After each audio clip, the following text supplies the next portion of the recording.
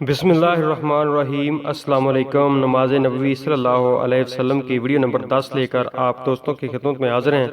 دوستو، آج رفع حاجت کے آداب و مسائل آپ دوستوں کی خدمت میں پیش کریں گے صحیح حدیث کی روشنی میں۔ تو سب سے پہلے جو ہے وہ بیت الخلاء میں جاتے وقت کی دعا ہے۔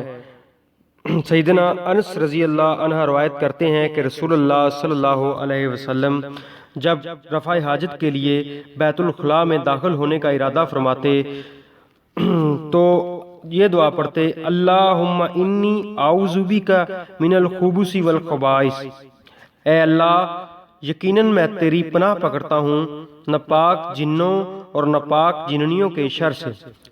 رسول اللہ صلی اللہ علیہ وسلم نے ارشاد فرمایا، بیت الخلاء جنوں اور شیطانوں کے حاضر ہونے کی جگہ ہے۔ جب تم بیت الخلاء میں جاؤ تو کہو اعوذ باللہ من الخبث والخبائث، میں اللہ کی پناہ میں آتا ہوں نر اور مادہ خبیث جنوں کے شر سے۔ بیت الخلاء سے نکلنے وقت کی دعا۔ عائشہ رضی اللہ عنہا روایت کرتی ہیں کہ جب رسول اللہ علیہ وآلہ وسلم بیت الخلاء سے نکلتے تو فرماتے: غفرانک، اے اللہ میں تجھ سے بخشش چاہتا ہوں۔ سنن ابی داؤد۔